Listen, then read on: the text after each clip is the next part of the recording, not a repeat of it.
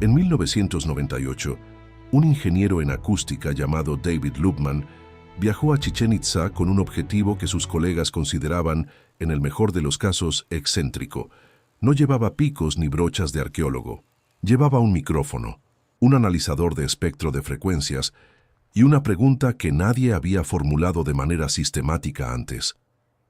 ¿Por qué, cuando alguien aplaude frente a la escalinata de la pirámide de Kukulcán, el eco que regresa no suena como un aplauso, sino como un pájaro? Específicamente, como el trino descendente del quetzal, el ave sagrada de los mayas, una especie que hoy está casi extinta. Lubman grabó el fenómeno, lo analizó, publicó sus hallazgos y abrió sin querer una de las discusiones más incómodas de la arqueología contemporánea. ¿Sabían los constructores de estas ciudades lo que estaban haciendo con el sonido? ¿O fue todo una coincidencia extraordinaria? La respuesta, como suele ocurrir cuando la ciencia se acerca a las civilizaciones antiguas, resultó ser mucho más complicada que cualquiera de las dos opciones. Cuando hablamos de los lugares sagrados de Mesoamérica, la conversación suele detenerse en lo visible: las pirámides, los calendarios, los sacrificios. Pero hay una dimensión completamente diferente que los investigadores llevan décadas intentando medir, documentar y entender. Una dimensión que no se ve, que se escucha, que se siente, que en algunos casos involucra fenómenos geológicos que los propios constructores no podían explicar en términos físicos modernos, pero que percibían con una claridad que hoy nos resulta perturbadora. La pregunta que vamos a explorar no es si los mayas o los zapotecos tenían poderes sobrenaturales. Esa pregunta no le interesa a la ciencia. La pregunta que sí le interesa y que está produciendo resultados cada vez más sorprendentes es otra. ¿Cómo eligieron estos lugares? ¿Por qué los eligieron? ¿Y qué propiedades reales tenían esos sitios que los hacían cualitativamente distintos de cualquier otro punto en el paisaje? Para responder eso hay que empezar por un hecho que casi nadie menciona cuando visita una zona arqueológica en México. La mayoría de los grandes centros ceremoniales mesoamericanos no fueron construidos donde resultaba conveniente construirlos. Fueron construidos donde resultaba significativo construirlos. Teotihuacán no está donde está por accidente. El valle de Teotihuacán no era el más fértil de la región, ni el más accesible, ni el que tenía los mejores recursos hídricos superficiales. Tenía, sin embargo, algo que los arqueólogos tardaron décadas en comprender: una cueva. Una cueva natural que corre exactamente debajo del templo de la serpiente emplumada y que se extiende unos 102 metros con 42 centímetros hacia el interior de la tierra. El arqueólogo del INAH, Jorge Arturo Zavala, describió este pasaje como algo construido totalmente en el núcleo del Tepetate, a golpes de mazo, cinceles y barretas, sin escatimar esfuerzos ni recursos humanos. No era una cueva accidental que los teotihuacanos encontraron y adaptaron. Era una cueva que ampliaron y modificaron deliberadamente, con una precisión que requirió décadas de trabajo colectivo para que tuviera exactamente las dimensiones que necesitaban. La pregunta obvia es, ¿para qué? La respuesta oficial es que era una representación del inframundo, un lugar de comunicación con las fuerzas subterráneas que regían la cosmología mesoamericana. Pero decirlo así es como decir que el Coliseo romano era un lugar donde la gente se juntaba. Técnicamente exacto, pero completamente insuficiente. La cueva de Teotihuacán tiene propiedades acústicas extraordinarias.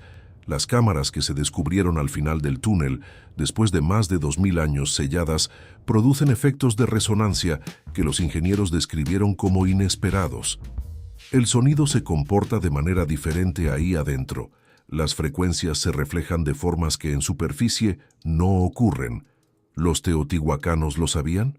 No podemos afirmarlo con certeza, pero sí sabemos que encontraron ese lugar, que invirtieron recursos colosales en modificarlo y que sobre él construyeron el complejo ceremonial más importante de toda Mesoamérica.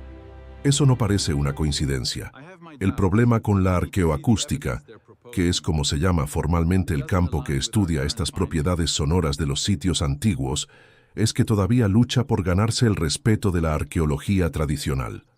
No porque sus hallazgos sean débiles, sino porque sus implicaciones son incómodas.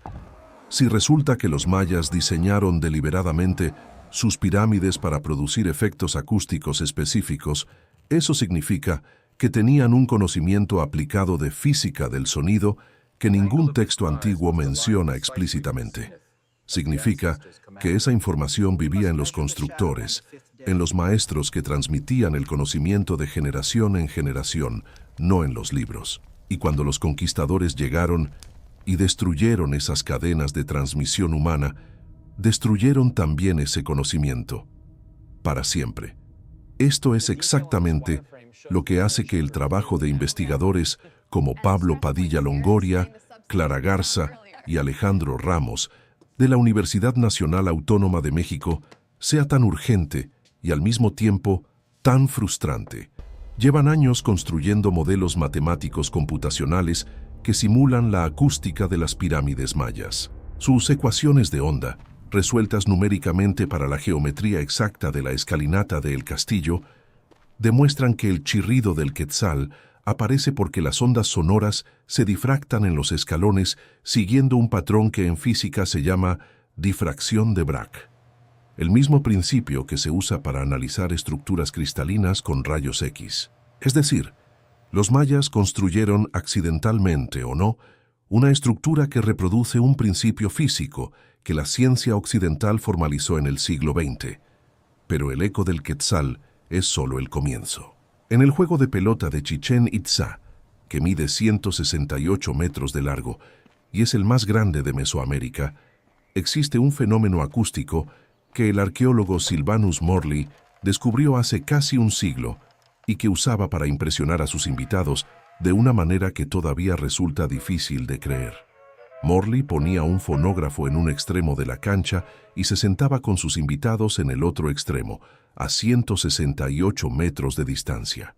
La música se escuchaba como si el aparato estuviera al lado, no como un sonido distante, como un sonido cercano, nítido, de calidad imposible dada la distancia. Los ingenieros acústicos que han estudiado esto hablan de una geometría de paredes que produce comunicación acústica de largo alcance, un fenómeno que requiere cálculos muy precisos de ángulos, alturas y materiales para funcionar. Y funciona. Ha estado funcionando durante 800 años. Lo que hace difícil descartarlo como coincidencia es que no estamos hablando de un solo sitio. La investigadora Clara Garza y su equipo han documentado efectos acústicos similares en Palenque, Uxmal, Tulum, Cobá y Teotihuacán. En sitios del Bajío, como Plazuelas, Peralta y Cañada de la Virgen, estudios presentados en la Universidad Politécnica de Madrid documentaron efectos acústicos específicos en los patios hundidos que son característicos de esa arquitectura regional. Los patios hundidos, que a primera vista parecen simplemente plazas con el piso rebajado, resultan ser excelentes cámaras de resonancia para frecuencias específicas que coinciden, sospechosamente, con las frecuencias de los instrumentos de percusión encontrados en la misma región. En Monte Albán, los estudios acústicos muestran que la Gran Plaza actúa como un anfiteatro natural donde el sonido generado en el centro llega a los extremos con una intensidad sorprendentemente uniforme. Algunos investigadores sugieren que los zapotecos eligieron ese cerro específico no solo por razones estratégicas, sino también porque el cerro natural ya tenía propiedades acústicas que luego amplificaron con la arquitectura. Y aquí es donde la investigación se vuelve verdaderamente difícil. Porque una cosa es documentar que un efecto acústico existe y otra muy diferente es probar que fue intencional. No hay textos mayas o zapotecos que digan explícitamente: construimos esta estructura para que produzca este sonido. Los investigadores Waller y de Klerk, que han publicado estudios detallados sobre la acústica del castillo en revistas especializadas, se mueven con una cautela que es a la vez científicamente honesta y frustrante para el público.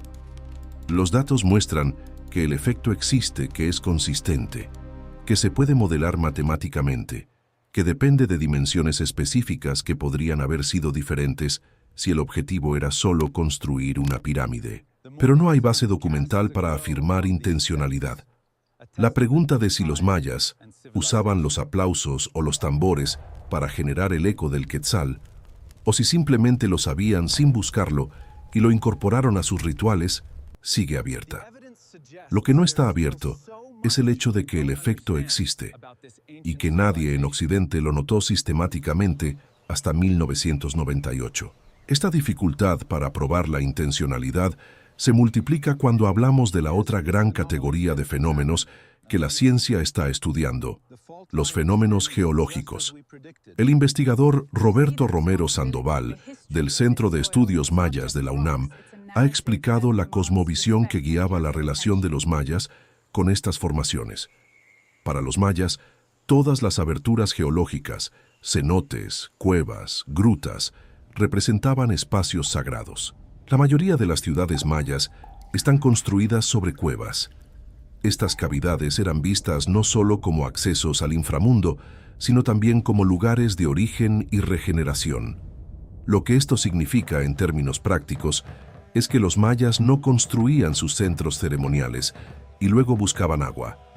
Elegían primero las aberturas geológicas y alrededor de ellas construían sus ciudades. El arqueólogo Romero ha documentado que el cenote sagrado, el cenote Ixtoloc, el cenote Holtún y el cenote Canyuyum están distribuidos en los 4 puntos cardinales alrededor de la pirámide de Kukulcán, formando lo que los investigadores llaman un cosmograma, una representación espacial de la estructura del universo según la cosmovisión maya. Este patrón no es decorativo, es una decisión de planificación urbana que requirió ubicar la pirámide exactamente en el punto donde la distancia a 4 cenotes naturales creaba esa distribución geográfica.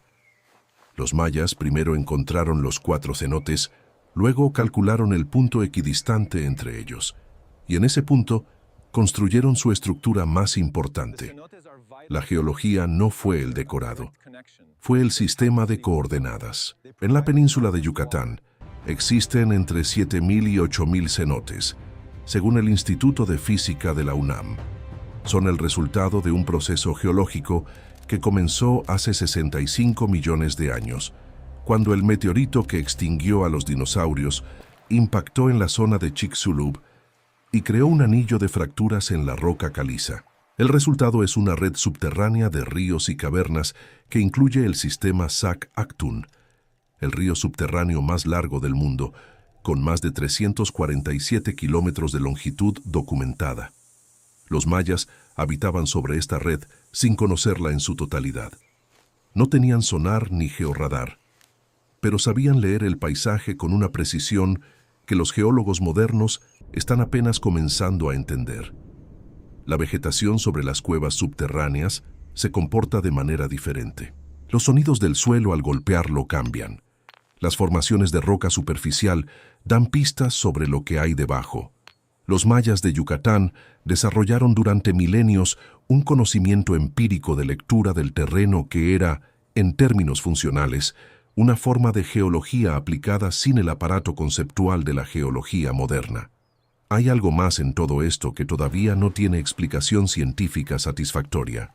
Los cenotes, las cuevas y las grutas producen condiciones ambientales muy específicas: temperatura constante, humedad controlada, oscuridad total, silencio inusual interrumpido por el goteo del agua y por los sonidos de los murciélagos. La península de Yucatán alberga 62 especies de murciélagos, muchas endémicas, y su presencia en las cuevas sagradas no era ignorada sino integrada en la cosmovisión maya. La neurofisiología moderna ha documentado que la exposición prolongada a estas condiciones genera estados específicos en el sistema nervioso humano: alucinaciones hipnagógicas, intensificación de la percepción sensorial, disminución de la actividad en las regiones cerebrales asociadas con la conciencia del yo. En otras palabras, la experiencia que los sacerdotes mayas describían como comunicación con el inframundo puede haber tenido, simultáneamente, una base neurológica real. El lugar producía estados alterados de conciencia porque el lugar, por sus propiedades físicas, era una máquina para producirlos. Esto no hace a los mayas supersticiosos, los hace extraordinariamente observadores. Descubrieron, siglos antes de que la neurociencia existiera, que ciertos entornos físicos producen experiencias subjetivas específicas, y construyeron un sistema completo de práctica ritual alrededor de esa observación. La arquitectura de los templos no era solo decorativa, era el diseño de un dispositivo para modificar la experiencia humana. La dificultad de investigar todo esto tiene múltiples capas. La primera es la más obvia, la destrucción colonial. Cuando el fraile Diego de Landa quemó en 1562 en el pueblo de Maní una cantidad de libros mayas que los especialistas no pueden calcular con precisión, pero que algunos estiman en decenas de códices, no solo destruyó textos, destruyó el sistema de transmisión del conocimiento que los hacía inteligibles. Solo sobrevivieron 4 códices mayas, 4 libros de los posiblemente cientos que existían. Todo lo que había en los demás, incluidos los conocimientos técnicos sobre acústica, geología práctica y arquitectura sensorial, que no están en los 4 supervivientes, desapareció. La arqueoacústica y el estudio geológico de los sitios sagrados son, entre otras cosas, intentos de recuperar por medios científicos lo que esa destrucción eliminó de la transmisión cultural. La segunda dificultad es más reciente: el acceso. Chichén Itzá recibe aproximadamente 3 millones de visitantes al año, lo que hace imposible realizar mediciones acústicas controladas en condiciones de silencio. El ruido ambiental constante contamina cualquier intento de registrar los efectos sonoros naturales. Los investigadores necesitan permisos especiales del INAH para trabajar en horarios fuera del acceso público, y esos permisos son difíciles de conseguir y más difíciles de financiar. Monte Albán y Teotihuacán enfrentan problemas similares. La acústica de Cantona, que por sus características arquitectónicas de ciudad sobre campo de lava volcánica podría tener propiedades sonoras absolutamente únicas, nunca ha sido estudiada sistemáticamente. Nadie tiene los recursos para hacerlo. La tercera dificultad es conceptual y quizás la más profunda. Los marcos teóricos de la arqueología occidental no fueron diseñados para integrar el conocimiento técnico implícito en las civilizaciones sin escritura completa. Cuando un matemático demuestra que la geometría de una escalinata maya produce difracción de Bragg, está usando conceptos del siglo XX para describir una estructura del siglo XII. Eso no significa que los mayas conocieran ese principio físico, pero sí significa que produjeron deliberadamente un efecto que ese principio explica. Y la pregunta de cómo llegaron a esas dimensiones específicas, ¿qué proceso de observación acumulada? ¿Qué sistema de transmisión generacional les permitió llegar a un resultado que nosotros solo podemos replicar con física avanzada? Esa pregunta no tiene respuesta todavía. Cada año, en el equinoccio de primavera, cientos de miles de personas se reúnen en Teotihuacán a recibir la energía del sol sobre la pirámide del sol. No son arqueólogos ni historiadores. Son personas que sienten algo en ese lugar que no sienten en otros lugares, algo que no tienen vocabulario técnico para describir, pero que experimentan como real. La neurociencia ambiental diría que esa experiencia tiene causas físicas identificables, la escala de las estructuras, que genera una respuesta de sobrecogimiento documentada, los infrasonidos producidos por el viento al pasar por las estructuras, la calidad de la luz a ciertas horas en ciertos puntos del sitio. Los mayas habrían dicho que el lugar tiene poder. Los neurocientíficos modernos dicen que el lugar produce estados neurológicos específicos. Ambas descripciones apuntan al mismo fenómeno desde vocabularios distintos. Lo que el trabajo de Lubman, de Padilla, de Garza y de Romero Sandoval está empezando a revelar no es que los mayas tenían poderes que nosotros hemos perdido, sino algo más preciso y más asombroso, que las civilizaciones mesoamericanas desarrollaron durante milenios un conocimiento empírico de cómo el entorno físico afecta la experiencia humana y que ese conocimiento fue tan sofisticado que sus efectos todavía son medibles hoy, 2000 años después, con instrumentos que sus constructores nunca habrían podido imaginar. El quetzal que canta en la escalinata de Kukulcán no es sobrenatural, es un cálculo, el resultado de décadas de observación, de cientos de experimentos sin nombre, de una tradición de conocimiento arquitectónico que nadie tuvo la sensatez de escribir en un libro que sobreviviera a la conquista. Y lo que eso significa, si nos detenemos a pensarlo con cuidado, es que perdimos algo enorme, algo que la ciencia está empezando a recuperar, fragmento por fragmento, medición por medición, pero que en su totalidad, tal vez, no recuperemos nunca.